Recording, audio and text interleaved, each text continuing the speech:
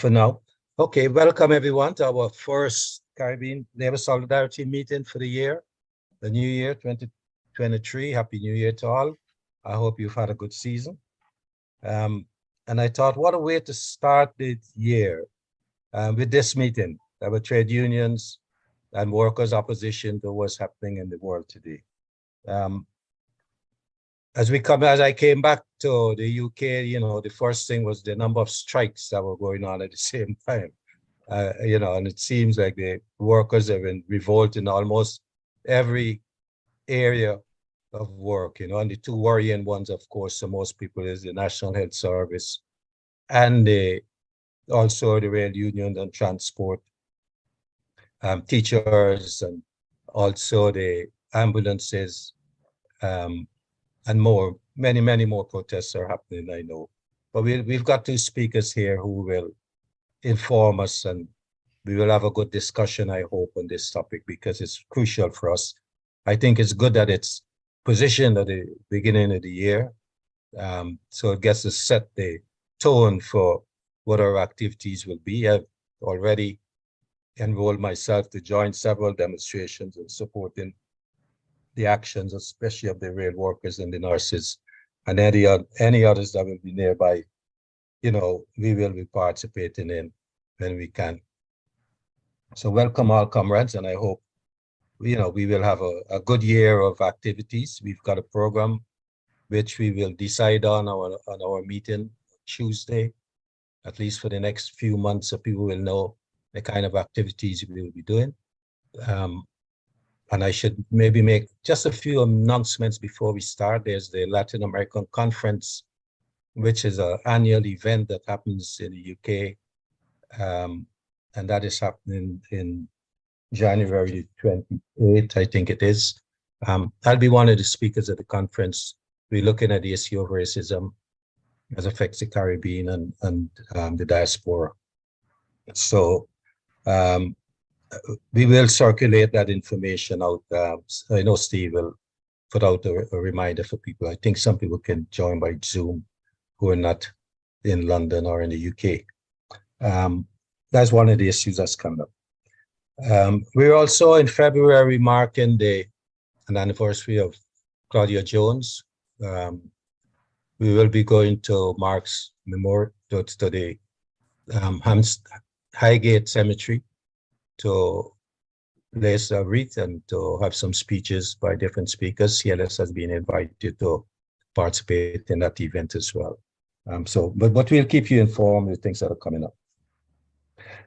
Today we've got two speakers, and we addressing the issues of trade unionism and their response to the austerity tool that this government is trying to impose on workers yet again. So I hope you will save your questions for these two speakers, so we can have a lively discussion on the way forward and lots of issues here.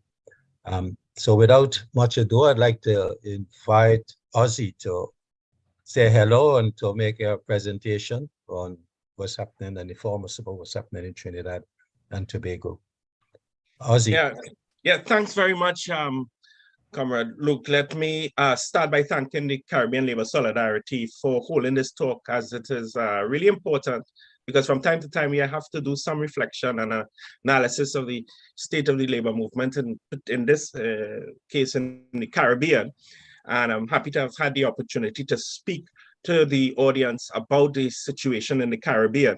I also want to recognize that on the 4th of January, that would have been the 123rd birthday of the great Caribbean revolutionary Marxist thinker, C.L.R. James. So I dedicate this talk in his memory. Let me also use this opportunity and the Caribbean Labor Solidarity Forum to express directly to Comrade Alex Gordon our solidarity with the National Union of Rail, Maritime and Transport Workers, RMT, in their really epic struggle for the dignity of railway workers and other transport workers as well. And of course, the upcoming battle against Sunak's anti-strike laws. In this time of capitalist crisis, your struggle is indeed an inspiration. Let me also express solidarity to all the workers in the UK who are engaging in militant action. And it's really about dignity. The labor movement, of course, takes certain forms, whether as a parties or trade unions, credit unions, cooperative, and it is the nature of labor, its development, its changes, and its decisive forms in the various Caribbean countries that enable us to kind of think, clarify, and develop an analysis, or as CLR would say, a philosophic cognition about the object, meaning that object being Caribbean labor. So for us to really know the true reality of trade unions in the Caribbean, then we would have to understand labor as it moves through various historical stages, and therefore understand that at each stage, it could degenerate, it could split, it could reanimate itself, or even reinstate its self-identity as a revolutionary force shaping Caribbean society. And it is part of the process. And through this process of its own development, you will see the different setbacks, divisions, etc. But at the end, it is really for labor to overcome these challenges one after the other. Now, I want to start with a key turning point for Caribbean trade unions, and it may seem, and I'll explain why I go back to that. In 1938, just 1 year after the 37 Labor Rebellion, you had this revolutionary program found in the summary of resolutions, which was passed by the British Guyana and West Indian Labour Congress. And they were calling for things like federation, self-government, universal adult suffrage. But what was interesting is that they had called for public ownership of all utilities. Utility services. Now, last one is relevant and important in light of the current climate crisis, where the World Bank and IMF are now trying to push the neoliberal approach of privatize to decarbonize. And I believe that the trade unions in the Caribbean response have to be a push for an alternative, which is a public pathway approach, which of course is consistent with those sort of first principles as articulated in that 1938 program.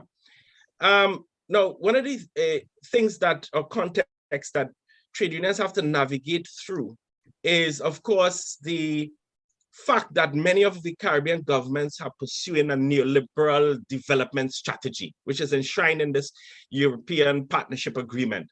And I think one of the things that the Caribbean Congress of Labor had called for, I mean, their general response was reformist, but at least the call for the harmonization of labor laws across the region is crucial to protect workers, because under the new instruments of capitalism, which is this bilateral investment treaties, what you find built in those BITs or bilateral investment treaties are in fact greater protection of capital. So this is the context that the trade union movement has to navigate. So allow me to use just a few examples and we'll see from these particular examples that we can extrapolate a more general understanding of the sort of trade union landscape, right? So let me start with Jamaica. Now in Jamaica, what you find is an excessive requirement with respect to trade unions representativity. So the state can impose fixed and unreasonable procedural requirements for collective bargaining. And you'll see how that playing itself out in reality in the recent negotiations with the public sector workers. And then there are limitations and even outright banning on collective bargaining in some sectors. So some sectors of workers in Jamaica can't even have the exercise the right to collective bargaining. And then there are severe limitations on the fundamental right to strike. There are restrictions with respect to this, what the state called the objective of a strike. And then there are even restrictions with respect to what, as to the type of strike. Now, in terms of the balance of forces and power, the authorities and employers in Jamaica, I'm speaking of here specifically, they have the power to unilaterally prohibit, limit, suspend, and even in some cases, cease strike action. And when workers do take strike action, then the state, which the state considered unauthorized, there's this excessive civil sanctions for the workers and the unions. Now, interestingly enough, the Jamaica public sector workers were forced to turn to strike action to protest against the government's plans to reform the public sector. You know, that's a big thing throughout the region. And in last year, there were several walkouts staged by workers belonging to a number of different trade unions. You had workers from the National Water Commission. They had gone on strike for 2 days last year, May, leading to a nationwide water shortage. You had tourism was disrupted with the strike action by the air traffic controllers. Then you had employees from the National Housing Trust that had walked out. And these labor unrests were a response to the government push for a sort of large-scale restructuring of the civil service, as well as a 12-year wage freeze. And then you had about 30,000 civil servants were threatening strike action, but as always the case, the Jamaica Civil Service Association decided to withdraw their notice to strike following a meeting with the Minister of Finance, Nigel Clark. So again, we see coming on to the end of last year, some division with some unions under the Jamaica Confederation of Trade Unions accepting the government's offer in November. And this really came after Jamaica Civil Service Association broke ranks around the 10th of November, and then calling on all the other unions to sign. And by the following week, 14 unions had signed the package. Let us now look at Barbados, who recently became a republic. Again, the state has the power to intervene even as early in the preparation of collective agreements. And then on top of that, there's this absence of appropriate mechanisms to really encourage and promote the machinery for collective bargaining. Like Jamaica, there are restrictions to what they call the objective of a strike, as well as restrictions with respect to the type of strike with excessive damages caused by strike action, right? There's a proliferation of precarious employment, which is hampering unionization and even the negotiation in the domestic work sector. But interestingly, labor in Barbados in 2015, there was a nationwide strike. Major public sector unions staged massive demonstration. And that action really came in wake of the growing frustration with the austerity policies put in place in 2014 by the then government, led by Freudel Stewart, which included salary cuts, mass layoffs, all with a so-called intention to cut the fiscal deficit. That's what he called it, right? But clearly the activities of the trade unions in Barbados and their response to the fiscal austerity of Stewart caused a major political shift with the elections of Mayor Motley. And she announced in September last year the beginning of public sector negotiations. Public sector workers in Barbados have not seen a wage increase really between 2008 and 2018, where they only got a one-off payment in 2018, a 5%. And that was really Stewart trying to appease the unrest that was building up. But it was more or less too late for him. But like a bit in Jamaica, you saw a division within the movement with separate celebrations of May Day last year. You had one federation, the Barbados Workers Union in one part, and then you had the Public Sector Workers Union in another part.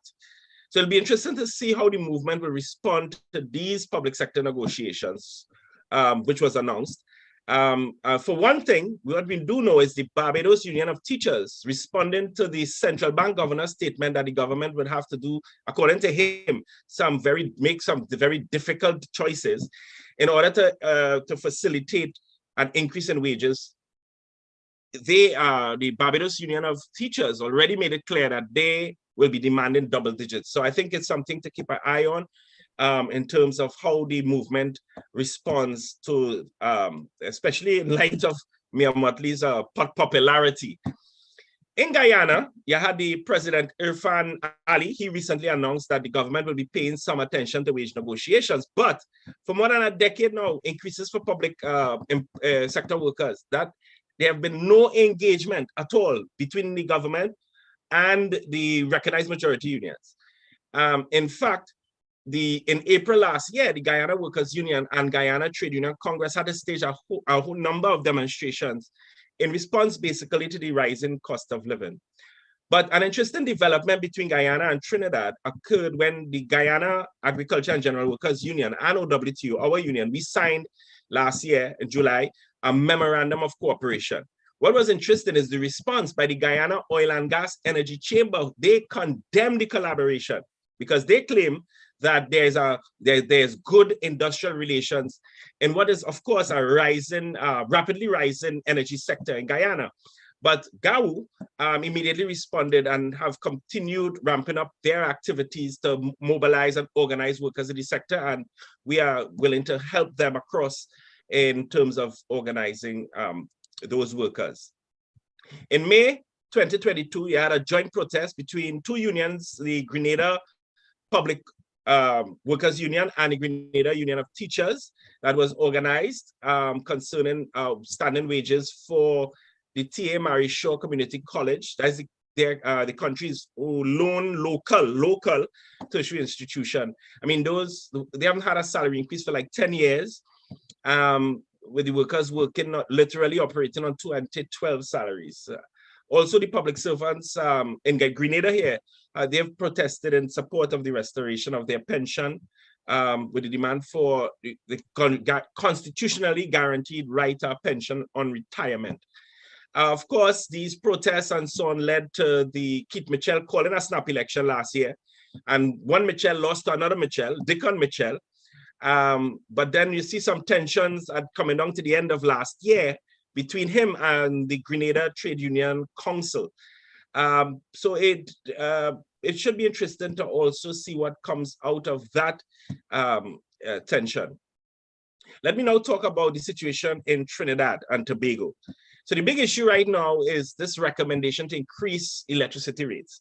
We already, as the population and as workers, had to endure increasing fuel costs 6 times over the last 7 years. You see, the government failed economic policies. What that is doing is driving them now to place more burden on the population, all right? And there is no real mechanism for any form of discussion on how there should be at least the sharing of the burden of adjustment. The National Tripartite Council, that collapsed. There have been no changes in labor legislation since 72, but since this government came in and has committed to do so, that has not happened. You had retrenchments in the communication, TSTT, 500 workers. At UTT, the University of Trinidad and Tobago, 243 workers.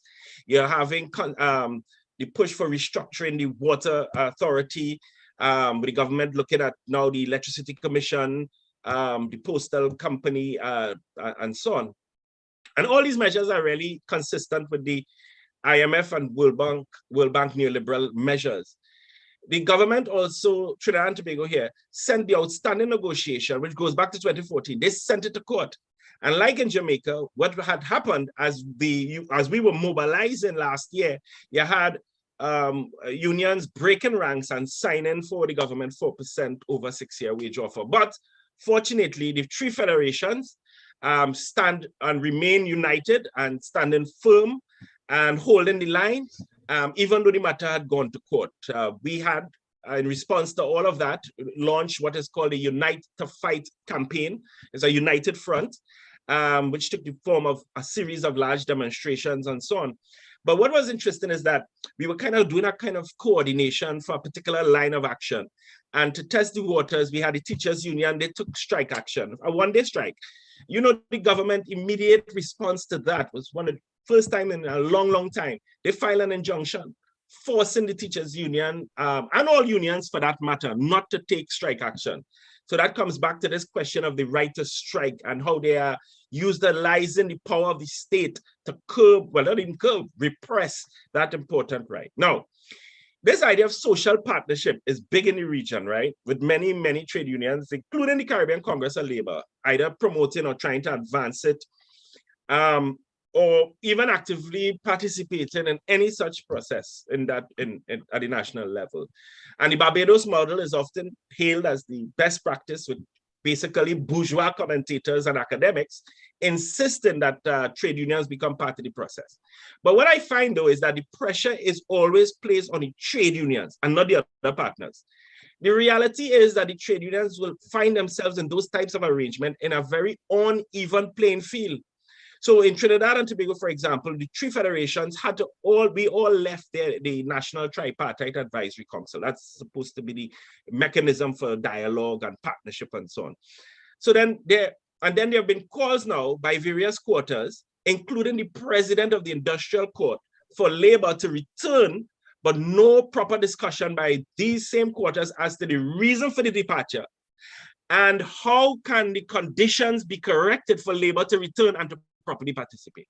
So my more general comment on this issue has to do with the balance of forces and the state of the forces. In other words, Such a mechanism can only work if there is an equal balance of forces. But when you have a state of affairs in the Caribbean, where capital on one hand, or business more properly described, is actively engaged in the process of extracting more and more value, and the mediating force, the state, collaborates with that interest by systematically weakening labor, then you have an unbalance of forces. And where does that leave social partnership and dialogue? But this is not the discussion by the bourgeois commentators, whether they are economists, political scientists, or what is now this big thing, talk show hosts. All of them just condemning, trade unions and labor, and not doing that careful analysis. But then this raises the question, this issue of social partnership and so on. It really raises the question, and I'm speaking here in the context of the Caribbean, this relationship between party, state, and trade unions, right?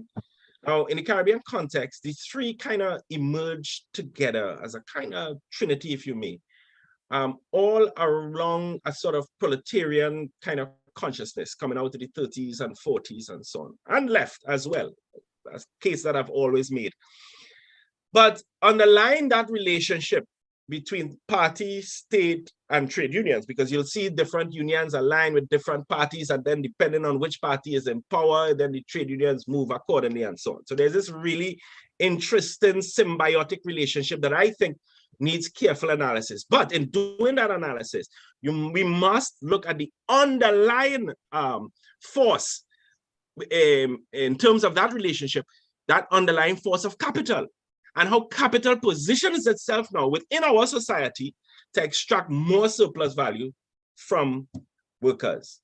In closing, comrades all, I believe that the trade unions of the Caribbean, we have to confront the very conditions of the existence of what is becoming a bourgeois Caribbean society. And we must do so by declaring permanent revolution. And let me explain that. I go back to first principles, the resolution, 1938 resolution, because those demands, especially the one on public ownership of energy and public ownership of utilities, etc., those are going to be crucial.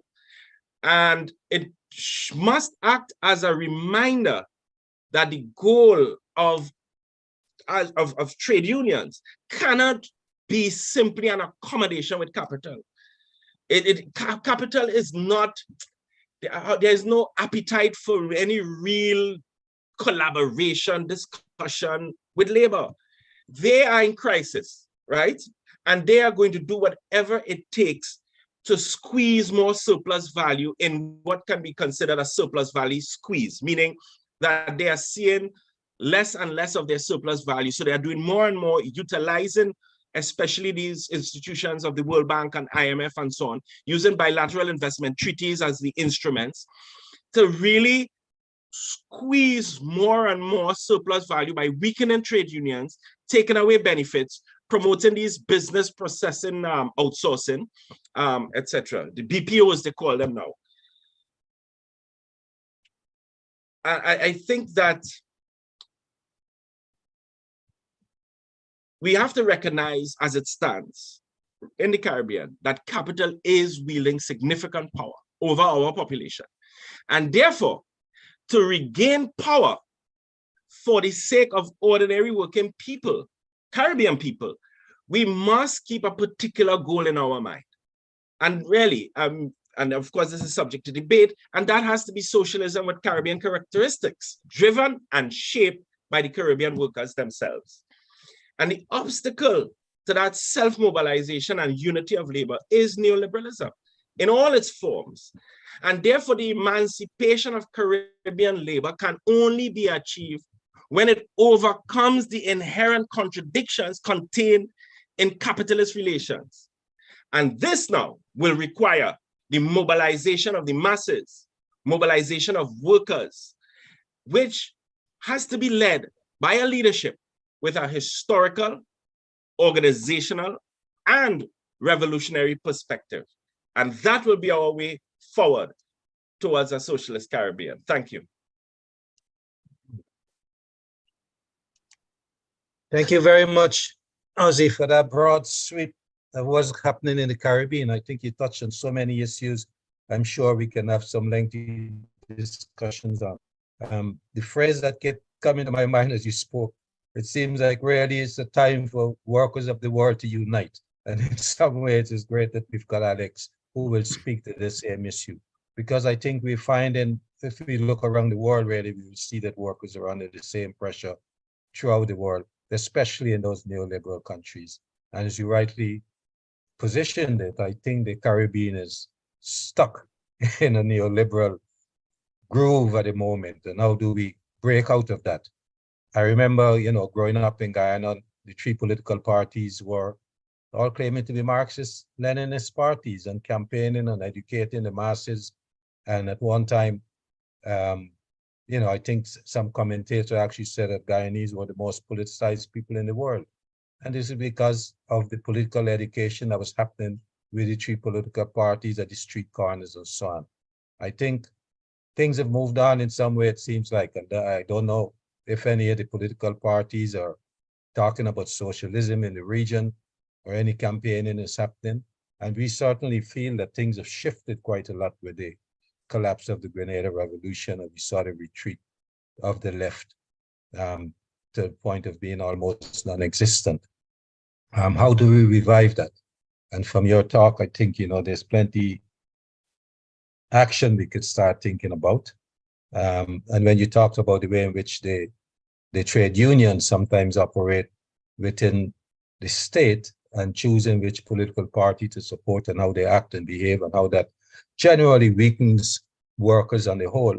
And if I can just cite just another example is when they were building a hotel in Guyana and the Chinese firm insisted in bringing workers to Guyana, including laborers. And the trade union movement could not mobilize to prevent that happening because they were divided along party lines in the country. We saw, the Chinese will try. They try to do the same thing with projects in socialist Cuba. And of course, they can't get away with that in Cuba because the trade unions are organized and can insist that we've got, we know you might need to bring in some expertise, but you don't tell me you have to bring in laborers as well. So yes, so a lot depends on if the government will stand up for its people and how the trade unions will organize and do things in that region. I think I'm torn between opening the floor for a few questions to you now, and maybe we'll take two and then I'll bring in Alex and then we can have more questions at the end.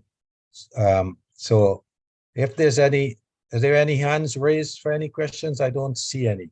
If there are no burning questions, I'll pull in Alex. No, I don't see any hands up. There's one. There's Monique, are you raising a hand there? You need to unmute and you can put a question or comment to Ozzy. Can you hear me? Yes, we can hear you now. Good, good. Happy New Year to all of you. And thank you, Ozzy, for a very enlightening speech. Very much appreciated. I look at the history of the Caribbean under the British rule, they did exactly the same, just much more harsher. It was always destroying whatever friendly society emerged to fight for justice. That bit of justice was always destroyed and people were hanged all the time. It was horrific. Now, of course, you look at it's all over the world. What you're talking about in the Caribbean is happening here in Britain as well. The trade unions have to be squashed. This is what the Tories are doing. They want to stop and limit any activity that make it worth being a trade union. Striking is the ultimate and the only way in the end. That is the tool that the working people need to be able to fight for their rights. And this is what's happening in the Caribbean, and it's been happening for centuries, and in Britain. And we are going through the Talpudel martyr stage now again, where they want to make it a crime to have protests and to strike, the ultimate weapon. So I agree totally with Luke, and of course you said, Ozzy, that we must fight like hell to keep those rights and expand those rights. There's nothing else we can do. We must fight tooth and nail Thank you. to support the trade unionists everywhere in the world. It is a world matter. It's not even, it's always been, as you say, Luke, the workers united will never be defeated. We must unite and not allow the trade unions to be ground down or lies to be told about them, one-sided stories. So that the mass media must also be watched by all of us. And we must bring them down when they're wrong, when they are give one-sided views. Thank you so much. Sorry, I haven't got the question, but it will come. Thank you. Thank you. Thank you. That's absolutely fine. Thank you, Monique. And I meant to apologize at the start of the meeting. I didn't realize I hadn't switched on my camera. So people might have been wondering where I was. So yes, anyway, I think we will move on to the next speaker now and then take questions for both speakers at the end. Although Paul, okay, Paul. Paul put his hand up. This will be the last question. Yeah, very briefly. Yeah, thank you, Ozzie, very much. I like your summary of Jamaican situation. Just to add for people's knowledge that the two most rapidly expanding industries here in Jamaica are the BPO sector and the tourism, still growing, and they're both completely non-unionized. So it's a really serious situation. Okay. You can say more later, but let me just stop it that for the minute. Yeah. Okay, Paul, thanks. I think we'll save the comment, the reply, Ozzie, so after we've heard from Alex. Now, Alex Gordon is the president of RMT, and we're really pleased to have you speak with us for the first time at this meeting. We've had a short discussion early on, and I look forward to us working together more closely this year. So without much ado, please, Alex. Thank you, Luke, and Happy New Year, comrades. And it's a real pleasure to join Caribbean Labour Solidarity at this meeting, and also to see, excuse me, I have something in my throat. Also to see, I think I can see 4 RMT members in this meeting. So it's nice to see Frank Murray and Glenroy Watson and Roger John, who are all members of my union. So well done, comrades. And I just want to say to start with that I really appreciate being able to take part in a meeting alongside Ozzie, because I've heard him speak before.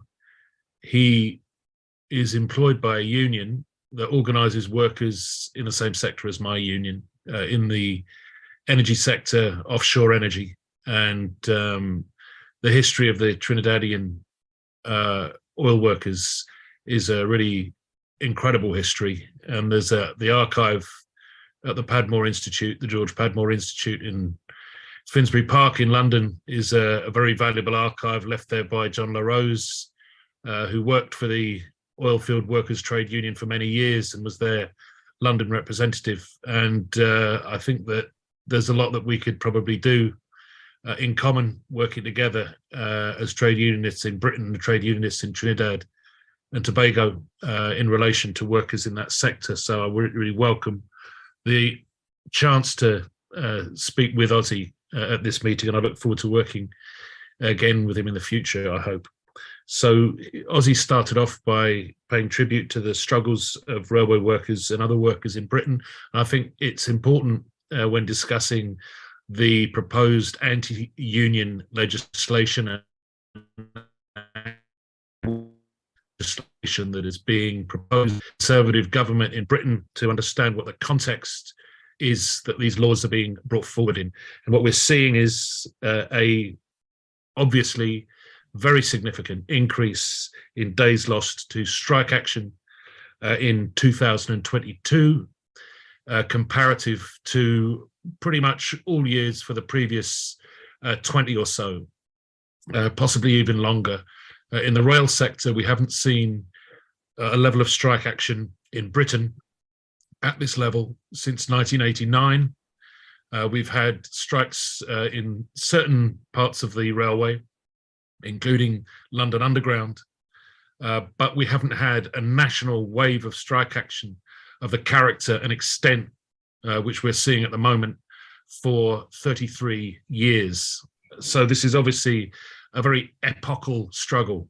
And it started not with the railway workers, it started coming out of COVID with clear and coordinated attempts by employers to implement a system of fire and rehire in order to reduce the contracts of employment of unionised workers. And we saw that, first of all, at British Airways in 2020, December 2020, just as we were coming out of COVID, when British Airways cargo division at Heathrow Airport in London tried to dismiss its entire workforce and re-employ them on inferior conditions. They were fought off.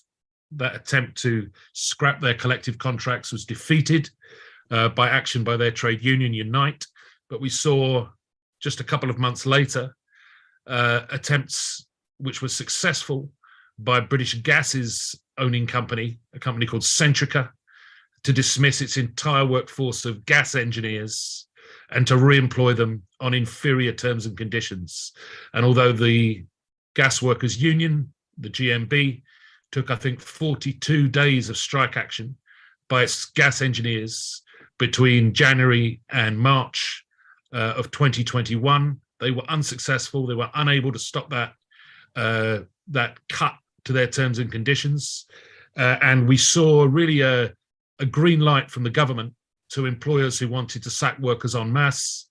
And the most notorious and well-publicised example of that was members of my union who worked for the shipping company P&O Ferries, who were 700 of whom, over 700, nearly 800 of whom were dismissed with 0 hours notice via a Zoom message by their head of human resources while they were on board their ships, and then taken off the ships by security guards with balaclavas, handcuffs, and Alsatian dogs to make sure that they didn't put up any resistance. So we've seen this wave of attacks coming in on workers from employers in the private sector.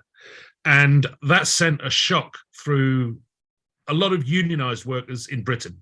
And there's no doubt in the early part of 2021, people coming out of COVID, people's expectations, many workers' expectations were quite depressed. They hadn't had a pay rise for a number of years. Inflation at the time was fairly low. And the concerns that workers had was whether the economy was going to go into recession following COVID, and whether they were in fact going to be looking at a mass unemployment, a spike in unemployment. But what became clear was that there was a coordinated employers' offensive, which started in 2021 and ran into 2022 to restrict workers' rights by appealing to the Conservative government to introduce new legislation. For example, the legislation which was introduced in 2022 by the current government to allow employers to bring in agency workers to break strikes. And this was a piece of important legislation brought in, I think, by the 1974 Labour government, when Michael Foot was the employment minister, to prevent employers from being able to use agency workers to break strikes. That was repealed in 2022, partly as a result of pressure from employers, although there were many employers who were very reluctant to support that move because they thought it was ineffective, akin to being a red rag to a bull. In any event, through 2022, what we've seen is a massive fight back by organised labour in Britain, starting with the RMT in the summer, both in the London Underground and also in the national rail sectors. So then following them, the other rail unions, ASLEF and TSSA, who've been taking strike action alongside us in the national rail dispute. In the postal and telecoms sector, the Communication Workers Union has been fighting alongside the RMT a very protracted, very bitter dispute. They've managed to get a settlement in the telecom sector with British Telecoms, but there's still fighting an extremely difficult dispute with the Royal Mail, the main postal what used to be our nationalised postal delivery company. And we've also now got the PCS, the union that organises central government civil servants, in dispute in numerous departments. The Royal College of Nursing, for the first time in its history, is taking strike action. Its nurses have taken strike action before Christmas and will be taking strike action later this month. And alongside them, workers in the GMB, Unison and Unite, employed by the NHS as ambulance workers and in other health workers, have been taking strike action. We're currently about to see the result of a ballot by the National Education Union and the National Association of Schoolmasters and Union of Women Teachers, a national ballot of teachers for strike action, and that'll be announced this coming week. And the Firefighters Union, the Fire Brigades Union for Fire and Rescue Service workers, are just starting a ballot which will be completed at the end of this month.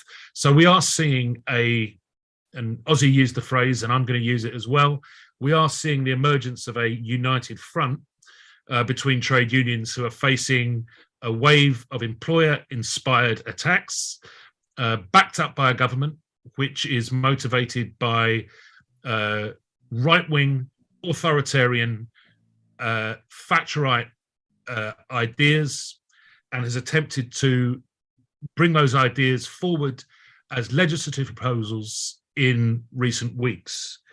And so that brings us to really the subject of what we're here discussing, which is the new proposals by the government of Rishi Sunak for minimum service level requirements on trade unions and workers in 8 discrete sectors in Britain. And so what's being proposed, actually, I think it's 6 sectors, depending on how you calculate them. But what's being proposed is that workers in health, education, firefighting or fire and rescue, ambulance workers, rail workers, and nuclear commissioning workers employed by British Nuclear Fuels and other nuclear industry sector workers would be subjected to new legislation based on a minimum service level requirement. That minimum service level requirement would mean that the trade unions, in order to undertake lawful strike action following a ballot for strike action, would be required to come to an agreement with the employer to provide a minimum service level, and not just to provide a minimum service level, but to determine specifically and individually which of their members have to go to work during a strike in order to break the strike. So it's effectively calling on, the legislation is proposing that unions should become the strike breakers themselves and should be responsible for telling their members to attend work when they've balloted and voted to withdraw their labour in pursuit of a lawful industrial dispute. And this will be implemented and will be policed, if you like, through the age-old, the British state's favourite recourse, which is to injunctions and to the right for members of the public and employers to sue trade unions for tort, for losses, for losses of trade, and also for members of the public to sue unions. It will also enable employers to dismiss workers who refuse to attend work because they've been balloted for strike action, to dismiss them without any recourse to unfair dismissal hearings in an employment tribunal. So it's a fully fledged, all-out attack on the ability of trade unions in those 6 key sectors to have meaningful strike action. It's likely to have a number of consequences. The first is that if this is brought in, workers are very likely to take unofficial action in a way that we haven't seen in Britain in most industries for a long time. it is likely to result in a higher increase or an increase in other forms of industrial action beyond striking. So overtime bans, refusal to work on Sundays, refusal to work up to continue at work after the working day, the contracted working day is finished. All of that is likely to become much more of an active reality, I think, if the strike weapon is taken away from workers in those sectors. There's a couple of things I just want to say about this legislation, however, because there's obviously going to be a legislative and political process when these proposals go before Parliament, and there's going to be national protest rallies and a national political movement to resist this legislative agenda. And I think one of the things we have to understand about it is that this authoritarian legislation is not just part of a long tradition of authoritarian legislation from Conservative and New Labour governments since 1979, but it's also part of a criminalisation of civil protest in many other areas outside the world of work. So this sits alongside a whole series of authoritarian measures against public protest, which are an attack on the civil liberties of people in this country. It sits alongside threats by the Home Secretary, the Conservative Home Secretary, Suella Braverman, for example, to scrap the current compensation scheme for the Windrush, the survivors of the Windrush illegal deportations, and also to implement a draconian system of deportation of migrants and refugees. So this is has to be seen as part, I think, of a continuum of attacks on the civil liberties of people, not just of workers, but of our broader rights as citizens. And we need to unite trade unions with a movement outside of the workplace and outside of the trade union movement, which is beginning to grow in this country. And we're seeing protests occurring in all sorts of areas against different government policies. We need to unite those in a united front of trade unions and working class communities up and down the country. It's probably worth just briefly finishing by saying that the new proposals for minimum service levels appear to be the only part of the anti-union manifesto that was published a couple of months ago, or in the autumn of 2022, by the then Tory Transport Secretary Grant Shapps. They appear to be the only part that this government is pushing ahead with at the moment. Shapps, who is a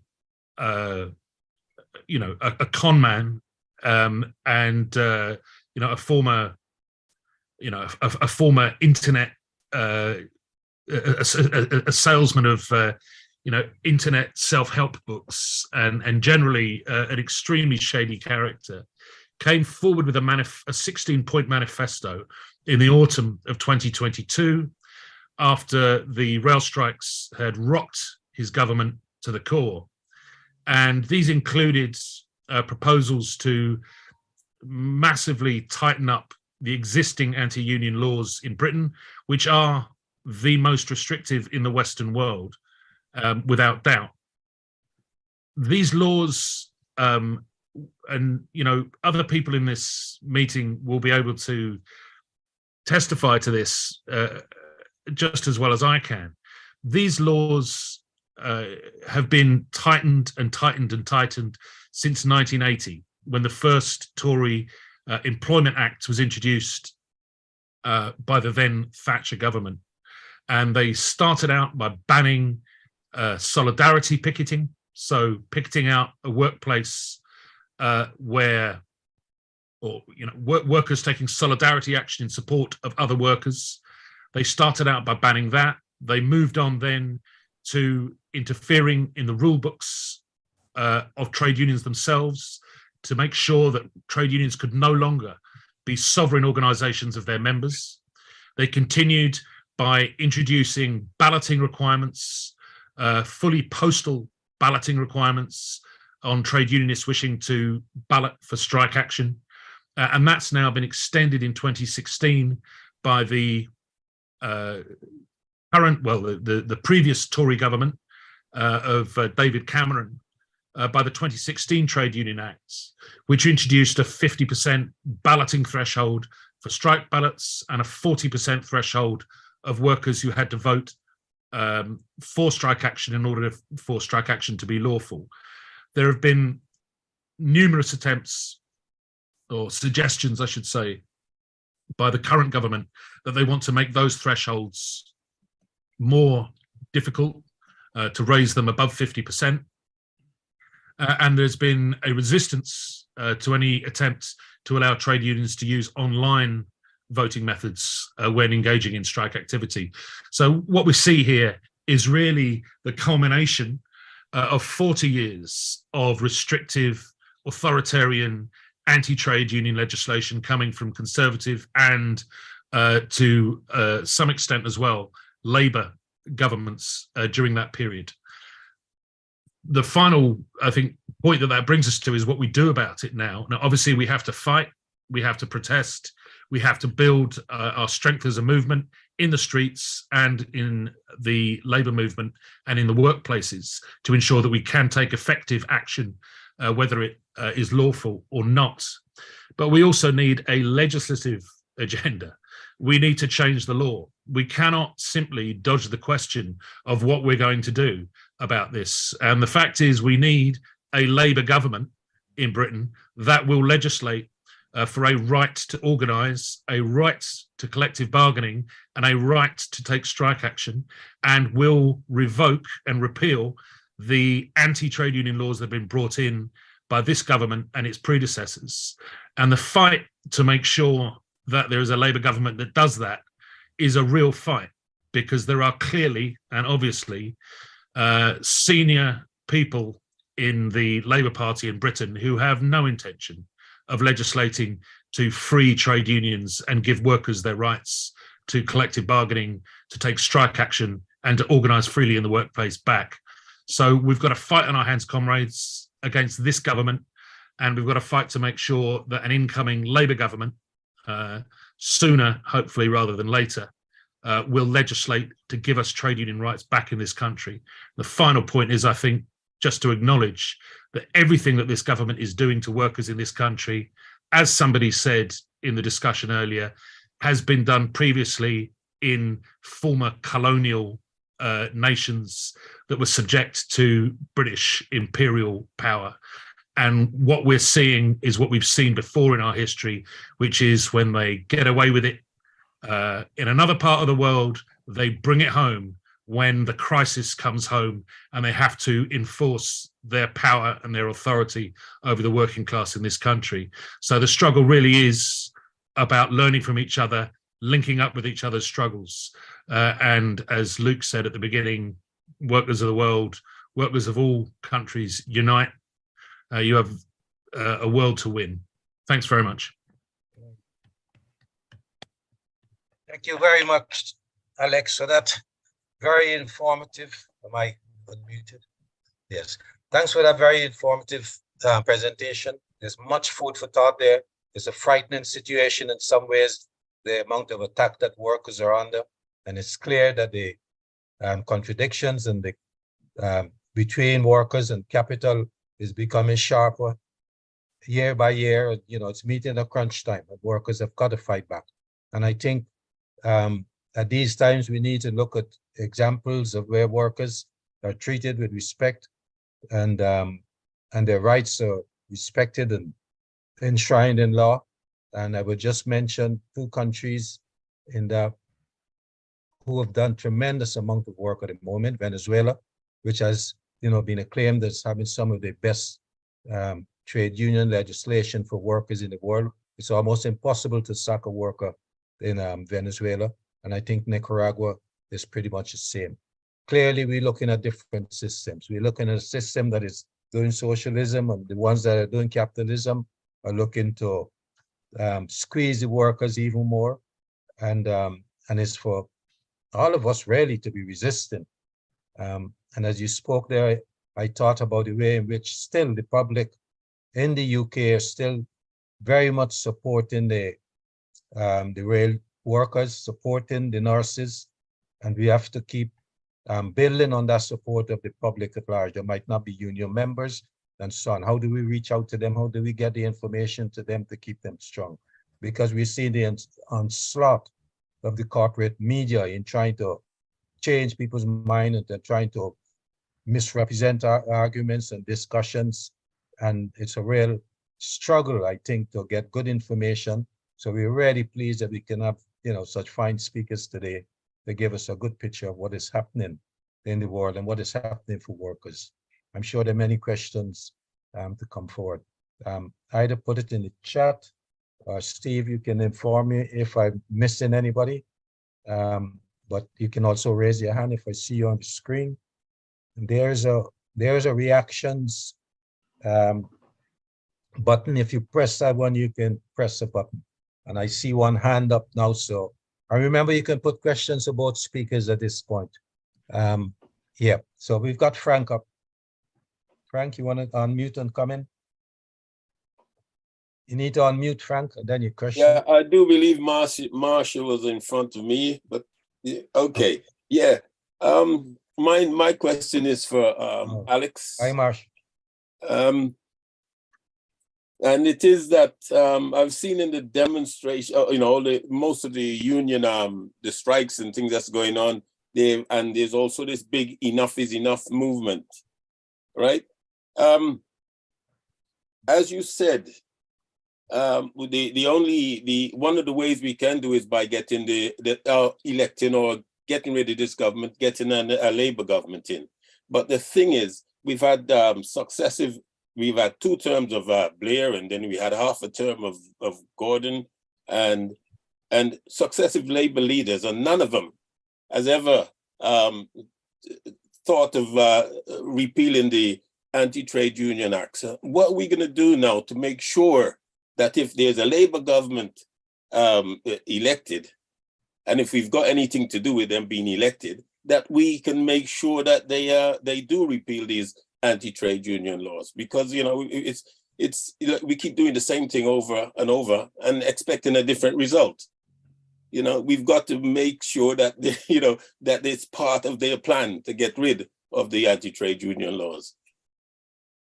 Thank you. And thanks, Frank. Anybody, you can both respond to this question, and then we'll take a question from Marsha. Yeah. Alex, you want to take this one? Well, I'll just respond briefly to Frank by saying that both him and I have been through the whole discussion in our union about our relationship with the Labour Party, and we're not affiliated. So in a sense, we don't have a voice in Labour Party policymaking in a formal sense, although we were the union that founded the Labour Party in 1899. But moving on to the current day, I mean, I think you're right, Frank, that it seems as though it's the definition of madness to keep on doing the same thing again and expecting a different result. But the fact is, we need a legislative answer. We can't dodge this. It's not enough to simply talk about protests and rallies and strikes and extra parliamentary action. We need a legislative answer. We need to repeal anti-union legislation and to get back fundamental legal rights that are the rights of workers all over the world. And how do we do that? And the current Labour Party, or the current Labour Party leadership, have a formal position, and I'm not saying that they actually believe this, but they have a formal position, which is to repeal existing conservative anti-union legislation going back to the last time Labour were in government, which was in 2010. That's their formal position. They're going to repeal the latest pieces of trash that the Tories are throwing at us now. They're going to repeal the 2016 Act, and they're going to go back to where we were in 2010 and bring forward an act which contains some fundamental rights. Now, I think what they'll probably do is repeal some of those Tory acts, because they are unsustainable in the sense that nobody respects them. But what they put in their place is probably going to be not something that we're very keen on. So we're going to have a fight about that. And the fact is, I think that this will be a watershed moment for trade unions' relationship with the Labour Party. I mean, we may have already broken our relationship with the Labour Party, but if Starmer, the Labour Party leader, comes to power and tries to introduce legislation that is not anywhere near what workers and trade unions who are affiliated to his party want, I think this will be the straw that breaks the camel's back. And you will find that there'll be a move to disaffiliate on a much broader scale by other trade unions. I mean, that's for them to decide, not for me or you. But I think that would be an almost inevitable outcome of Labour failing to reinstate trade union rights. Thanks for that, Alex. Ozzie, I'll give you a bite at it. I think it's great to remind us, Alex, that you are, one of the founding unions of the Labour Party. I just thought maybe you'll have to recapture some of that refounding mood again. The situation might have got so bad now that we need to be thinking of something different. Ozzie, did you want to come in on anything? Well, just very short. I mean, I think Alex gave a really good response, and I was very happy to hear in his presentation how the fact that he highlighted the importance of the legislation, because that's what the bourgeoisie is using against us. So it's not just a case of the trade unions as some independent organism within the society. It's connected to other forces, and these forces are using the legislative system to weaken us, and therefore we have to respond. So I was happy that he mentioned that, and it listening to the response, the question and the response, I go back to that relationship. But maybe it's not just about the Caribbean, but in general, the question of the relationship between party, state, and trade unions. I think about this a lot in around the question of power. And for sure, as trade unions, we had the people's conscience during the 50s, the 60s, and so on. But the bourgeoisie understood that, and they recognized that their power and their ability will be further restricted so long as they are not able to win over the conscience of the people and ununionized workers. And they made it an extra effort to influence policymakers, politicians, and swing the narrative, and therefore create a sort of an illusion that their interest is the interest of the people's conscience. And I think that is something that we have to bear in mind very much. How do we win back the people's conscience? And I don't mean our own members. I mean, even our members too, but even more so the people outside of that, because at the end of the day, those people are the ones who are going to vote one party or the other into power. And that party will carry the interest of either their party financier or their constituents, who will carry a bourgeois kind of understanding of the world. So I think that he raises this question is actually a very deep and fundamental question that we have to consider going forward. Okay, thanks for that, Ozzie. We've got 3 questions. We've got Marsha's going to go up next, and we've got Carolyn, we've got Steve. Those are the hands I'm seeing. And Frank, I see you're back for number 4. Okay, so Marsha, please come in. Thank you. Greetings, everyone. I don't know if I have it as clear as a question as yet, but all I wanted to mention, thank you both for very well put together, informative presentations. I just feel like it's necessary to say that it's not even so much what is happening in Trinidad and what is happening in England. The push to destabilize the power of unions is a global movement. I'm a part of the United Steelworkers here in Canada, And some of the legislative bits that Alex and Ozzie have talked us through are also making their way into our arena in Canada. So even as we talk about this, and I'm hoping that this meeting ends up being some kind of working group or something that keeps us all connected to this issue, it's a global movement. And I think that one of the things that we need to think about within that global movement is the place of neoliberal politics. I think that when we were talking about the connections between trade unions and politics in the 50s, the 30s, 40s, what I hope that we're not missing is that we were talking about parties that at that time were social democratic or, you know, democratic, had different orientations. I think pretty much right now what we are seeing is neoliberal political parties. And so the question that Luke was just coming to in terms of, is it time for the trade union to look at recreating parties that are more suited to our cause? I think that we perhaps might be at that historical moment again. And then Ozzie just spoke to it, the issue of education then becomes important. Because I find, you know, even in my interaction here in Canada, I lead the postdoc association under the United Steelworkers at the university where I am. People don't understand unions. They don't know why unions are important. And so instead of just cutting to an issue and rallying people, you know, and moving on the issue, which is usually time sensitive, there's a big chunk of time that is spent on educating people about why the issue is important, about why they should get involved before you can even fight. So I think as the trade union, we have lost some of that head start that we had in terms of, like Ozzie said, capturing the imagination, the political imagination of our members and of right-thinking members of the society. And the final thing that I would say is that if we look at the case of Barbados, and usually I would figure in a Caribbean, in a discussion like this with a uniquely Caribbean flair, you know, Barbados's situation traditionally, historically, would have been kind of a, for the lack of a better way to put it, best practice scenario.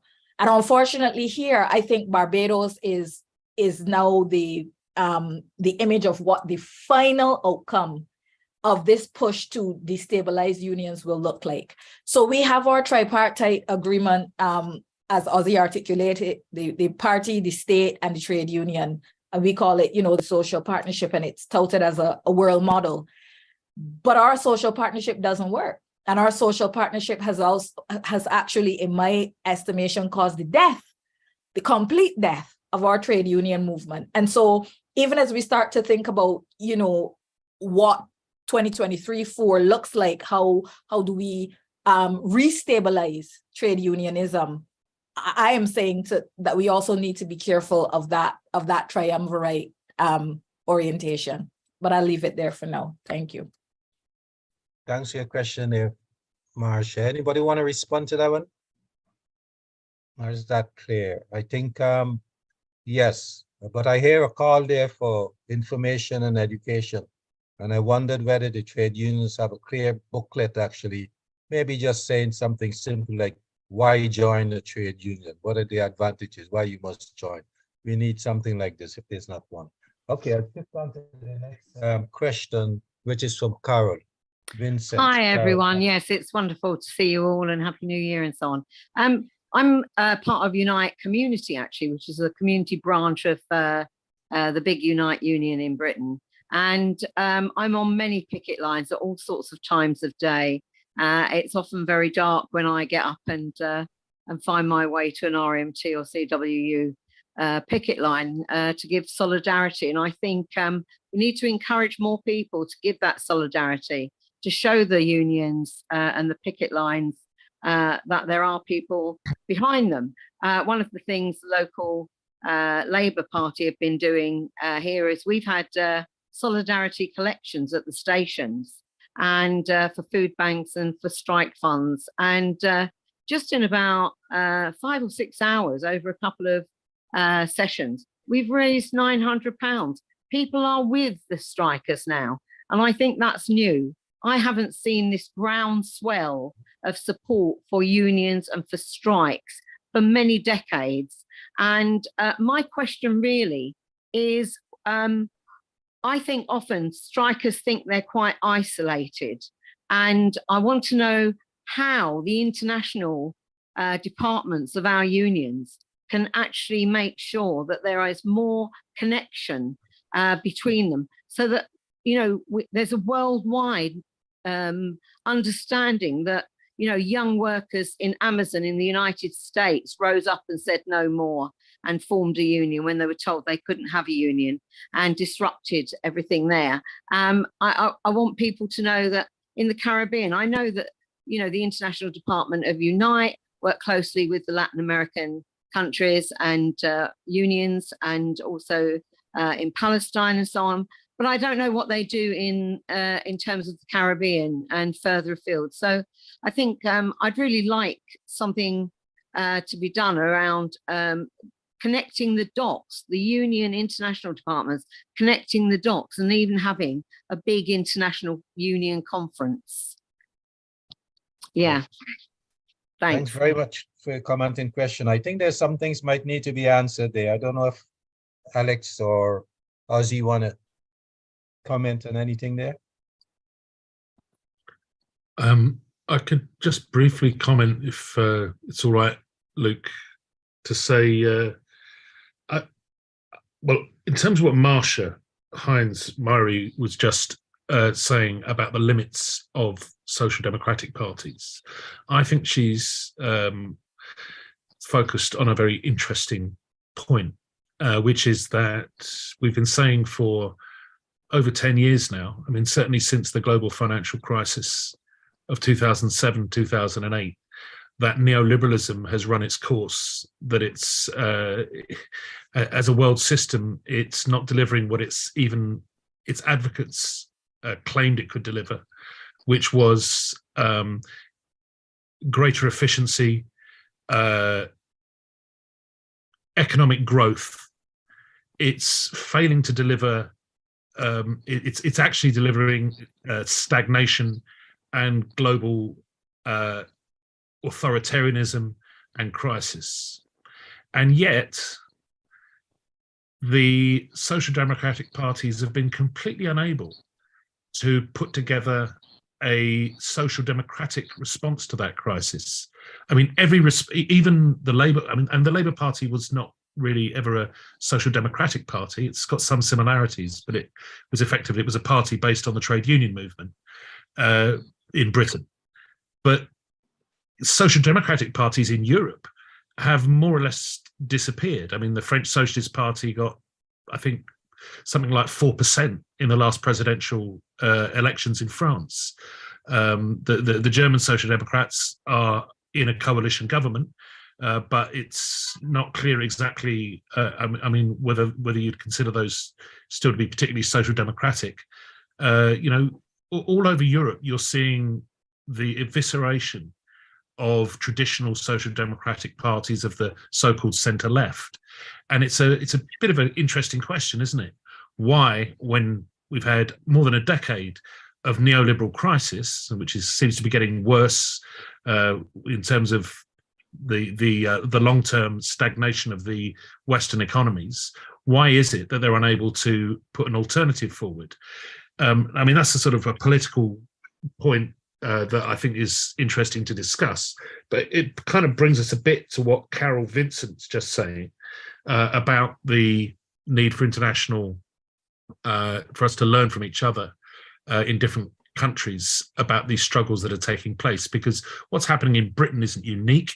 It's taken a particular form in Britain in 2022. There's been in the second half of the year a big outbreak of strike action, but we've seen this before in other countries. We've seen it we nearly saw it in the United States, actually, just before Christmas with the railway workers.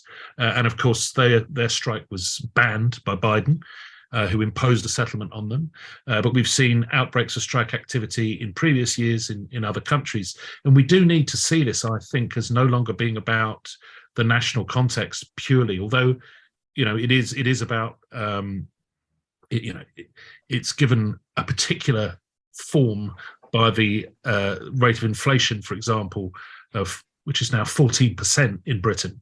But nevertheless, you will see, I think, as we go through this winter, that the response of trade unions in other countries is going to be forced into taking some of the similar sort of actions that we've seen here. And when that happens, we've got to learn from each other. And just this week, we've had strikes in London. Well, we've had strikes in Britain right across the country by RMT members and ASLEF members. And we've had visits of a delegation from the French Railway Workers Union, from the CGT in Paris, coming over to visit our picket lines. And, you know, that sort of thing is really important and really useful, and we need to encourage it. Thanks. Thank you very much for that. We got to move on to the next question from Steve. Just to say, I'm old enough to remember the Heath government's anti-union legislation, and after from the early 70s, and when they finally got thrown out, I always remember that Heath called an election on the basis of who rules, and the electorate replied quite clearly, "Not you." But the incoming Labour government really quite shilly-shallied about whether they were going to what they were going to do with the legislation, and it was the fact that workers carried on causing trouble, carried on drawing themselves to the government's attention by strikes, by other things, that actually forced them to bring in or to sort of to change the legislation. And so I think the danger always is that, first of all, we get told, oh, wait for Labour to sort it out. And then when Labour get elected, we get told, oh, give them a chance. And I think that both of those things are recipes for disaster. And in the end, probably the best way to force an incoming government to change legislation is to carry on fighting the employer, and carry on fighting them if need be, if they get in our way. You know, I mean, rather than this business of I'll give them a chance and let's see what happens. Because if we give them a chance, they won't do nothing. Thank you, Luke. On an administrative point, we have Bibby, no, we have Glenroy, Bibby, and Roger John that I see waiting to say something. Okay, should we take them in that order then? I'm not seeing the hands or seeing them on my screen, so sorry if I've missed those. So you called Bibby first. So Bibby, should we hear from you? Your question? Hi everyone. Thank you very much for those talks. It's very inspirational, and to hear from people that have been in this fight for so long with all the experience. Obviously we're in our 20s, so it's good to learn from this kind of thing. Alfie, I think, had quite a lengthy question. I'll try and keep it as short. Thank you again, Alex and Ozzie and Luke. We're environmental campaigners, and I've been doing a lot of protesting this past year, I was one of the people that was up on the M25 actually, and unfortunately I was subject to this lovely new. I know that might divide opinion. This is what I was going to get onto, but I was subject to this wonderful new police crime and sentencing bill, which resulted in me getting sent to put on remand for a month in prison last month. And I was just thinking about how, because as Alex said as well, there's these anti-union legislation and anti-protest legislation are, they're kind of, what's the word I'm looking for? Well, they're getting introduced at the same time, and are both obviously a huge threat to our democracy and our rights. And I was thinking about how there is obviously huge support now for the strikers, but compared to the protesters, the support is terrible. The public are overwhelmingly against this kind of disruptive protest, even though we see obviously this kind of protest as part of the same tactics of causing disruption to bring about the change that we need. And how can we kind of join this united front and show solidarity to the trade unions, but also get the message out, and whilst getting the message out to the public that, you know, this is one fight against the neoliberal system, which, as we all agree here, is completely broken. Because it feels like the protesters are kind of being used as an easy opportunity for the government to gain support, not just from the right, but from the sort of moderate left, and kind of being used to, you know, there's a constant narrative that the protesters are disrupting working people's lives. And then it almost feels like any support which we give to strikers and the labor movement sometimes can feel almost disingenuous. So yeah, I'd be interested to your thoughts. Yeah, thanks for your question there. I'm sure somebody might want to respond to it. Let me say, first of all, I think, you know, what you've done is really caught people's attention. For people who didn't know what was happening with the climate, they certainly had to sit up and take notice. I'm sure some were angry about it, but I'm sure there's a lot who were pleased about it. I wanted to stop you as you were speaking for a moment, because I think we probably have to have you speak at our meeting on the environment at some point, as somebody who's been there and has been doing the work. So we keep talking. I know we can reach it through Bibi, so that's great. Does Alex or Ozzie want to respond to any question or comment there? No? Okay. Thanks very much for your question. We had another speaker. I'm not seeing anybody on my screen. Steve, there's Glenroy and there's Glenroy and there's Roger John. Okay, thanks. Okay, Glenroy, you're up next, and then Roger. Yes, greetings everybody, and happy New Year, as they say. I don't know, comrade, if you, PB, the comrade who spoke on the environment, stay strong. It may not be many people showing that they are supporting you, but they understand the subject, and you are representing the struggle to save the planet. So have no fear. There are many supporters that you have. You're right, they don't come out and show in the same way or stand on picket line, but I think they are there. Ozzie, I was a little bit late logging on, so apologies if you've covered the point I'm about to raise, but Marsha made an interesting point about whether in fact the coordination of labor within the political arena is really working. I think she said it's broken. I'm not sure I'd go that far, because I have questions about whether it's of any value. But my real question to you is there any discussion around coordinated CARICOM style trade union structure, where the organizations and the unions right across the region will work more closely together? You know, I have frightening thought about some of the experience we had in European trade unions structure, but that's another issue. I just wonder whether there is any feeling for that. The other thing is, Alex, you know, we're in this really weird situation where our union has decided that we will support the Labour Party whilst not being a member of it. And we say we support it in the way that if branches wants to support a local Labour Party candidate, etc., we can do that hands down. You know, unlike anyone else, you have to go through all kinds of hoops to get that.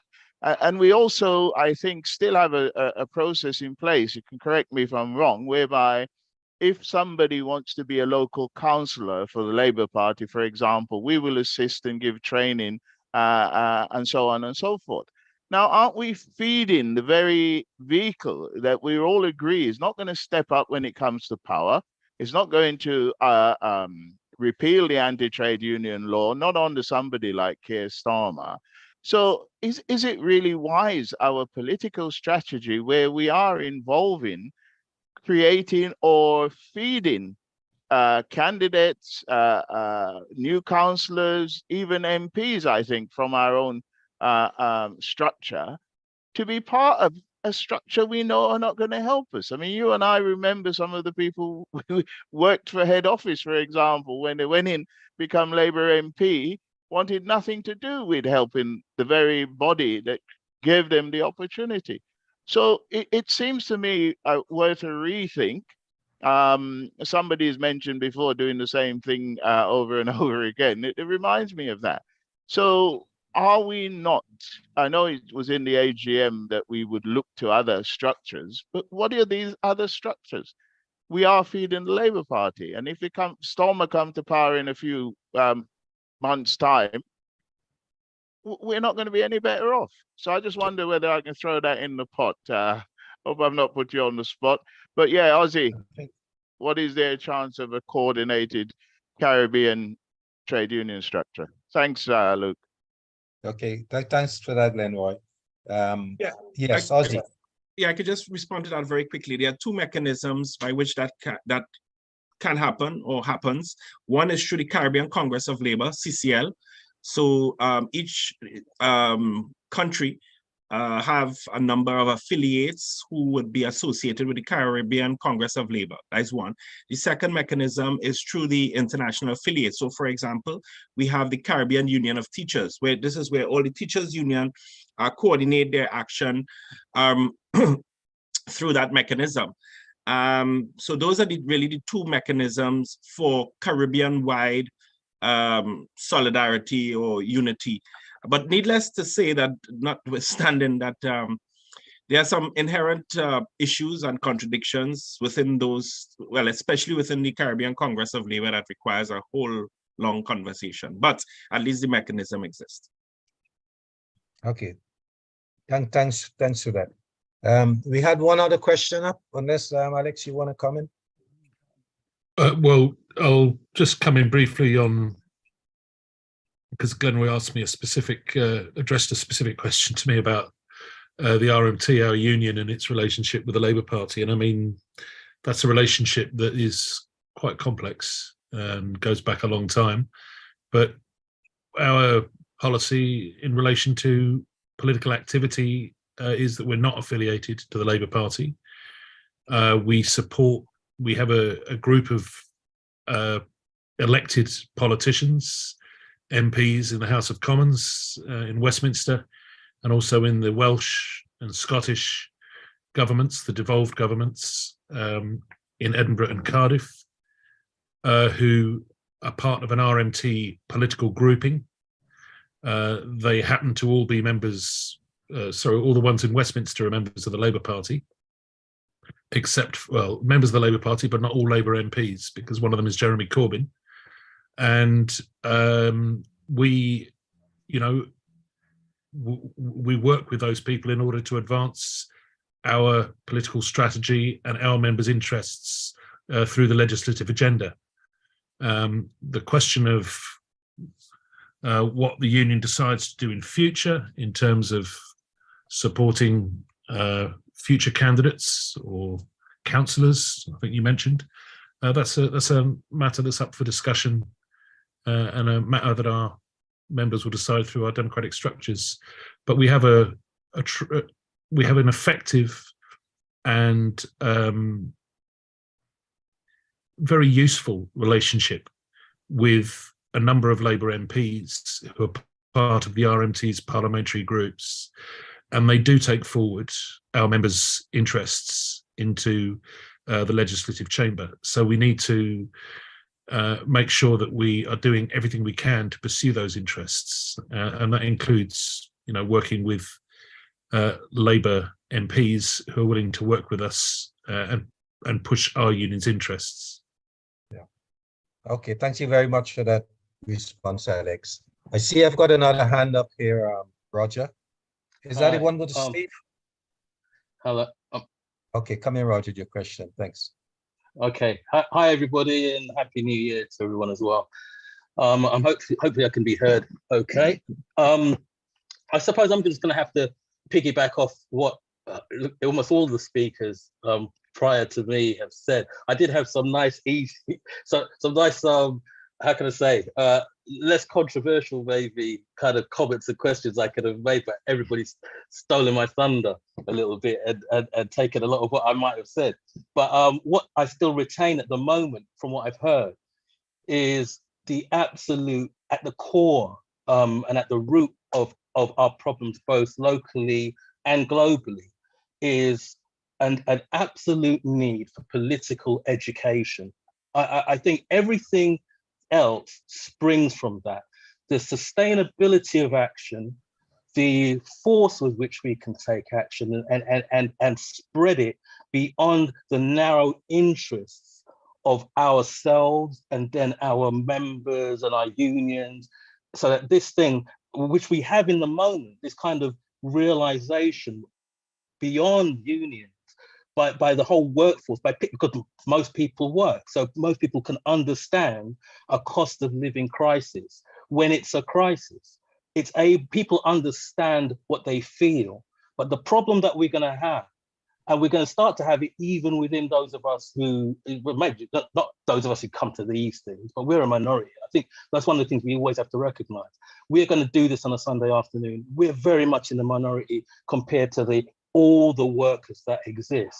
And what we really need is to translate it so that all people start to understand what we do, understand what we have to do, understand the sacrifices that are necessary. Like, you know, I mean, unbelievable. And I have to commend BB, and I can't remember what the guy's name was.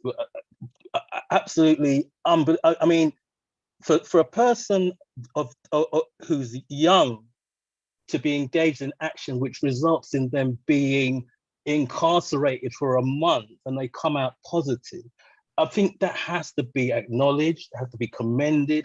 And, you know, we have to understand that that doesn't generally exist out there at the moment, but we need it to exist if we're going to get what we want, because we cannot rely on a system, a neoliberal political system, which has conditioned us all to some extent to accept promises, broken promises, and ideas that, okay, they don't deliver, and then we're going to accept it. This is an absolutely self-defeating situation. And the only way I think, or one of the only ways, one of the key things we have to do is educate people politically. But there's a whole conversation about that to do with my union and unions in the UK generally, which I won't open up here. I'm just going to lead into the question here as to what structures, what are there any difficulties? Are you still able to educate politically your members in the Caribbean, to educate the members and hopefully even maybe outreach to the community to get them politically? And when I say politically, I mean obviously anti-capitalist education. Nowadays, we're going to have some idea of the impact globally of you know, the environmental issues as well, and the kind of sacrifices and impacts that controls on the environmental things that we're trying to stop will have on employment and stuff like this. What kind of structures, what kind of ability have you got in the Caribbean to do that? Because maybe we might hopefully learn something here or recapture something here, because at the moment, political education within unions, certainly the ones I've been, is just non-existent. And without that, all you have is people, it looks good because people react and it seems that people understand what you're doing. Now we have, after decades, we have some public support, but that support is already waning. And it wanes because people do not understand that there isn't really a quick fix, and the fundamental structures that you have to attack at the root are not going to go overnight. So I hope I haven't kind of clouded my question. Okay, thanks, Roger. Yeah. I think we got a question out of that. Mm-hmm. response, Ozzy and Alex, or one of you? Can I just say a word? Can I just say a word in response to Yeah, Roger? yes, please, please. This is also partly, I meant to say this before, in response to Alfie and Bibi. I didn't mean to ignore what you were saying, but I think there's a great deal of education going on at the moment. In some ways, it's happening because people are taking part in strike action for the first time and are experiencing the reality of class conflict. And we've seen just this year, I would argue, a development in consciousness amongst a lot of workers in this country who've moved beyond simply regarding their own workplace concerns as being the most important things, and have started to develop an idea of, you could call it a sort of sectoral consciousness. So we've seen postal workers, telecom workers, rail workers, dockers acting in concert across a sector. And that develops a form of, trade union consciousness, which, to be honest, we needed. But trade union consciousness isn't enough on its own, and it has great weaknesses. Trade union consciousness, as Lenin famously pointed out. What we need to develop is a class consciousness, and we're starting to see that, I would argue, with the linking up of trade union struggles now in Britain, because workers are seeing that the attack on them and their families is not just taking place at the workplace, it is taking place in the shops, it is taking place in the public services, which are being cut by this government. Inflation is eroding their buying power. So it's a total assault on their ability to look after themselves, to feed their children, to look after their parents, and all the other things that matter to people. And this is developing a form of class consciousness. And some of the trade union leaders in this country, including, I think, Mick Lynch, the General Secretary of my union, the RMT, have been very educational in the way that they've talked about. For example, Mick talks absolutely coherently and specifically about the fact that all value that is created in this society is created by labour. He says that specifically in TV interviews. And I've never heard another trade union leader in Britain actually advocating Marx's labour theory of value in such a clear way for years and years, we've seen trade unionists and trade union leaders arguing against the myth that there is a wage price spiral. And pointing out that wages are falling, and they've been falling for decades in this country, and that inflation is not being caused by wages; it's being caused by profiteering and other events such as the imperialist war, which is leading to increases in staple goods and prices. So I think there is a lot of education going on, and we need more of it. We need more formal education so that workers and trade unionists are able to call out these myths and lies, such as the idea of a wage price spiral. But I agree with you about that. I just wanted to say to Alfie that I think the point about the environmental protests is that if one is targeting the hydrocarbon industry in this country or internationally, what we should be targeting is the corporate entities that profit from the hydrocarbons. And these are parasitical companies that are exploiting consumers, exploiting producers, and exploiting the whole value chain in order to reap massive super profits.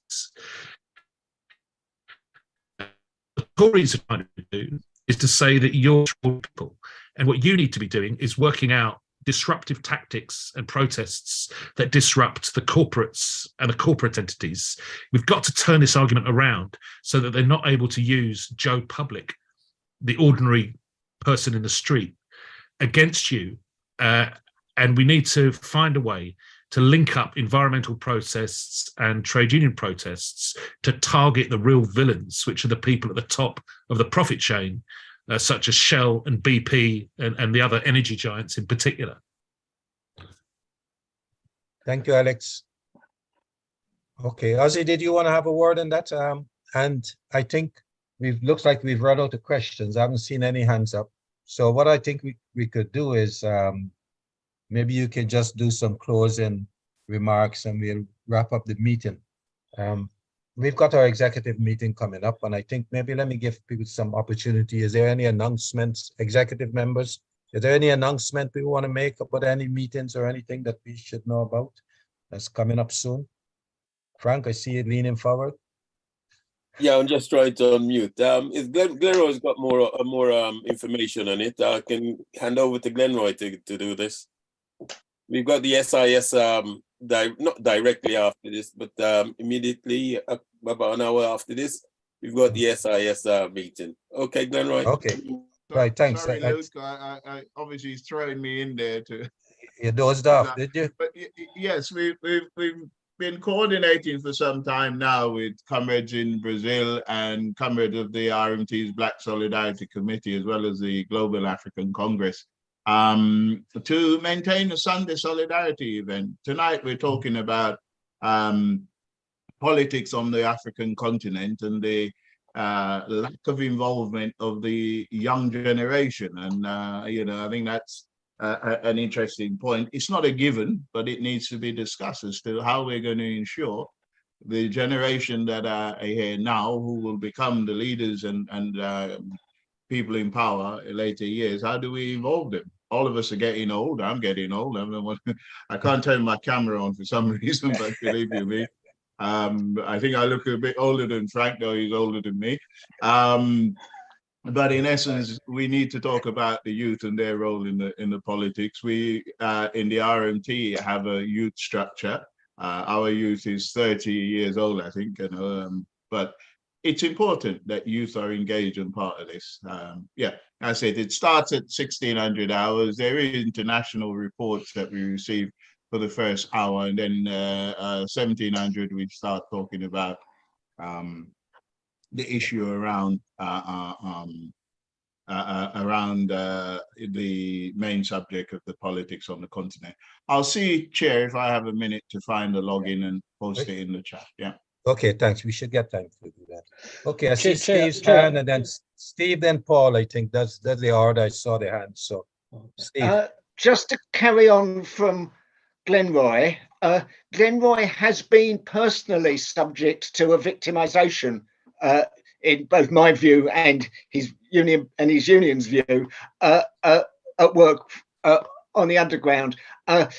His union branch has produced a leaflet on the subject, which I shall circulate to everyone who was at this meeting afterwards, which sets the whole thing up better than I do. But just to say that, individual victimization is as important as mass victimization. We must remember that old slogan that an injury to one is an injury to all. So therefore I shall be circulating this to people. So this is just to let you know that there will be more information forthcoming on it. Thank you. Okay, great, Steve. Paul. Okay, yeah, just two quick comments. Alex, your comment about the need for linking up environmental protests and the workers' protests in Jamaica. Well, the CLS in general, we've been pursuing the bauxite industry issue here. And one of the weaknesses is what I know we need to fix it a little bit, which is we haven't really made any contact with the union workers in the industry, who clearly would benefit to some extent from their jobs. And we need to make that link and try and get some solidarity both ways, I think. The other comment for Ozzie, is there, in terms of what I said earlier about bauxite, about tourism and BPOs, is there any trade union links with the Caribbean and Central America? Because a lot of the competition in this kind of race to the bottom is coming not from just the Caribbean, but also Central America. And if ever we try and do anything about the trade union movement in in the tourism and the BPO sector, we would need to make such links. Okay, thanks, Paul. Do you want to respond? Is that a question? No? Do you want me to respond to that and then make my Yes, I closing think Paul statement, was or- asking. Yeah? Yes, please, Ozzie. I do all in one. Okay. Well, yeah. I mean, I am part of the Mesoamerican arm of the WFTU. So I through a number of unions in Panama, Guatemala, Honduras, Colombia, Mexico. So we have very close, at least my union I'm speaking of, have very, very close ties with those unions. So I do think it's an issue that require a more united approach to discuss it, but also to come up with some joint actions with regards to those BPOs, especially those BPOs, because that's becoming a really a big instrument of capital. So yeah, agree with you, Comrade Ward. To close, I'm thinking really, I'm going back to the object. Can I hold you just on that closing for a minute or so? Just a few more little things to announcements. Okay, sorry about that. Yeah, Sure, yes. sure. There's one thing I actually forgot to mention at the beginning, was the question of about the environment. You know, I was in Ghana, and one of the things that was happening there was the action in the gold fields in terms of gold. That's total destruction of the environment. You know, I saw on the news, you know, there's something like 3.7 million people involved in small scale gold mining, digging up all places, you know, damaging the water base, rivers, everything. It's a real huge problem in that's happening in Ghana. It reminded me of what is happening in Jamaica and other places, of course. But one of the effective things I think they did was somebody made a video really of one of the whole operations that was going on and the action that were taken and how that was being pursued, exposing actually the corruption at all levels of government and authorities in the actions that were happening. And I think, Paul, you might have had a video about something in the bauxite, but if not, I think we need to, you know, if we have video evidence about what is going on, I think it brings the struggle home closer to people. So I just wanted to remind people about that.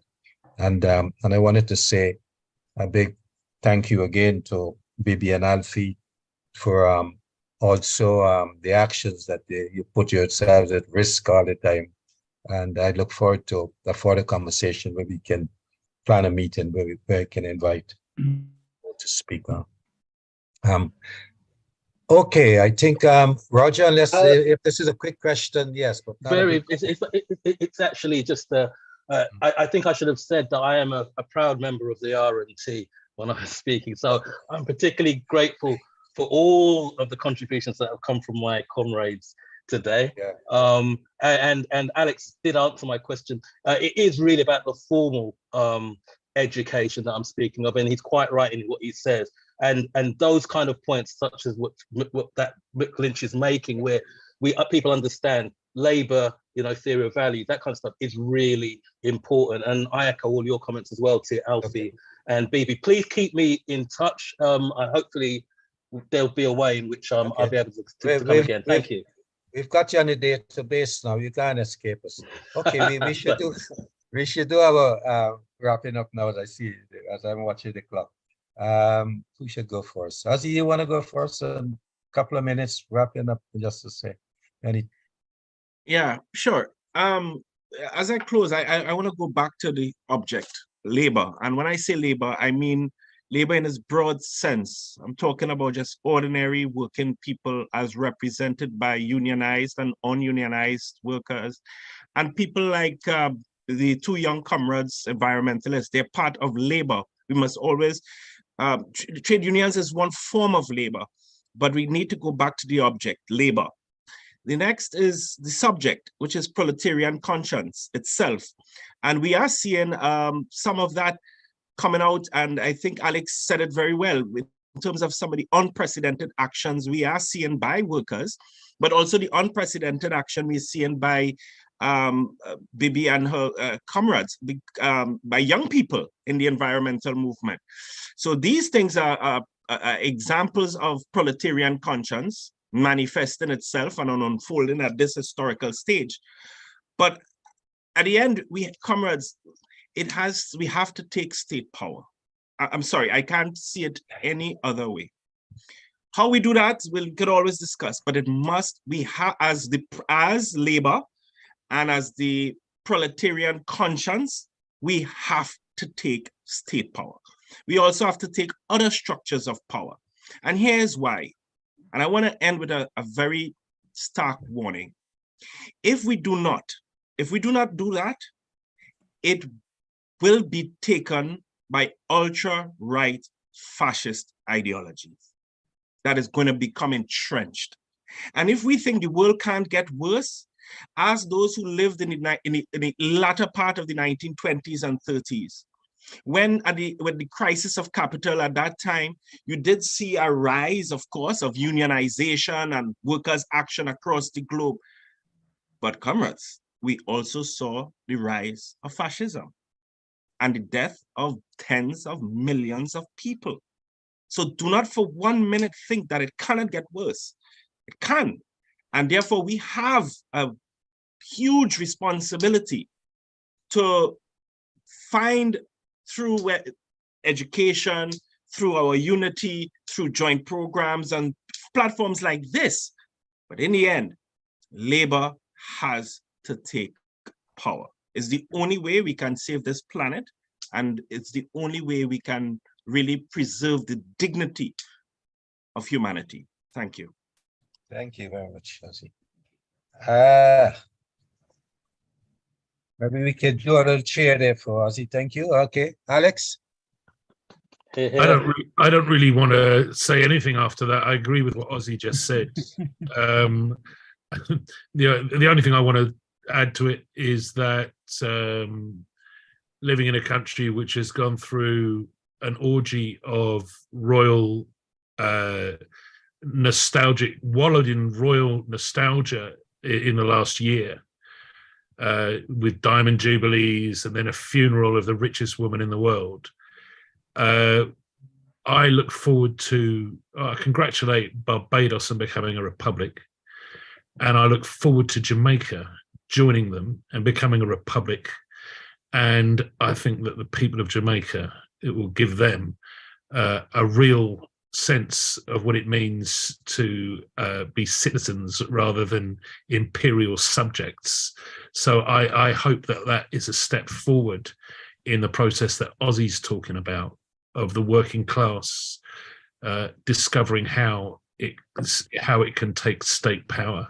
Of course, we've seen many neoliberal and right-wing republics, of course, but nevertheless, a relationship based on citizenship must be a more advanced political arrangement than a relationship based on an unelected monarch. So go forward to a Jamaican republic in 2023. Thank you. Okay, thank you very much, Alex. I'm sure everyone would join me in saying that this has been a very informative and stimulating discussion. And so to both speakers, I think we can do the usual applause. And thank you very much for this contribution. And we look forward to working with you in the future. And of course, you know, we wouldn't have this meeting without you, Joe Public, and EC members and other comrades and friends who come in. So we're really pleased that you've joined us at the beginning of the year, January, for this meeting. And we look forward to engaging with you for the rest of the year with hopefully some very exciting and challenging meetings, but not only just for talking sake, but for actions that we're doing. And we got some great activists on the executive, a few I should say, you know, thanks very much for getting everything together and holding things together. So, okay, well, bye for now and see you in the next meeting. Please remind that we'll be back to the first All the Sunday best. as from next month. Okay.